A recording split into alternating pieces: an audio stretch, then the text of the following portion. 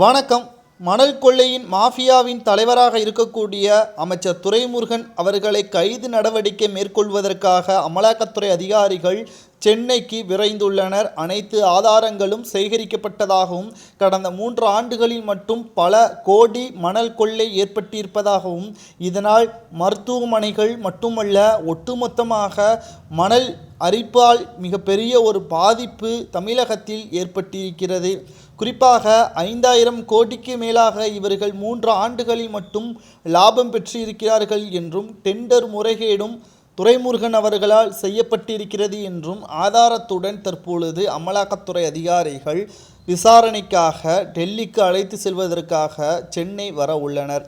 ஏற்கனவே திமுகவில் இருக்கக்கூடிய சில முக்கியமான நிர்வாகிகள் அமலாக்கத்துறை அதிகாரிகளின் பிடியில் இருக்கக்கூடிய நிலையில் அடுத்த கட்டமாக துரைமுருகன் அவர்களும் கைது நடவடிக்கை மேற்கொள்ளப்பட்டால் நிச்சயமாக திமுகவின் அரசு மக்களுக்காக செயல்படுகிறதா அல்லது அவர்களுக்காகவே செயல்படுகிறதா என்ற ஒரு மிகப்பெரிய ஒரு கேள்வியும் எழுப்பப்படும்.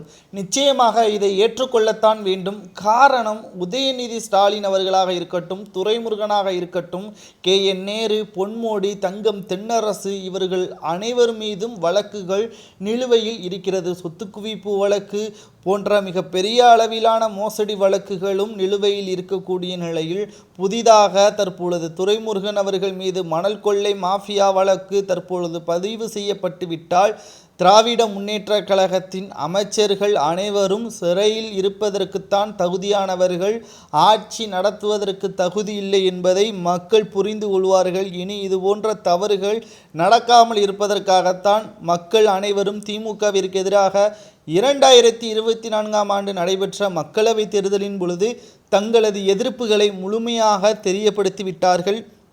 மேலும் இனி வரக்கூடிய சட்டமன்ற தேர்தலாக இருக்கட்டும், உள்ளாட்சி தேர்தலாக இருக்கட்டும், அனைத்திலுமே திமுக தோல்வியை தான் தழுவும். முன் உதாரணமாக கூற வேண்டாம், ஜூன் 4ஆம் தேதி பார்த்துவிடலாம். யார் தோல்வி பயத்தால் மக்கள் மத்தியில் காலி விழாத குறையாக புதிய அறிவிப்புகளை வெளியிடுகிறார்கள் என்பதை பார்ப்போம் என்று எதிர்க்கட்சித் தலைவர் எடப்பாடி பழனிசாமி அவர்கள் கூறியுள்ளார். தற்பொழுது எடப்பாடி பழனிசாமி அவர்கள் கூறுகையில், உதயநிதி ஸ்டாலினாக இருக்கட்டும், துரைமுருகனாக இருக்கட்டும், தவறு செய்தால் உடனடியாக தண்டனை வழங்கப்பட வேண்டும் என்பதற்காகத்தான் தற்பொழுது அமலாக்கத்துறை அதிகாரிகள் சென்னைக்கு விசாரணைக்காக வர உள்ளனர். விசாரணையில் மணல் கொள்ளை ஊழல் உறுதி செய்துவிட்டால் எத்தனை ஆண்டுகள் தண்டனை வழங்கலாம் என்பதை மறக்காம கமெண்ட் வாயிலாக கூறுங்கள். நன்றி, வணக்கம்.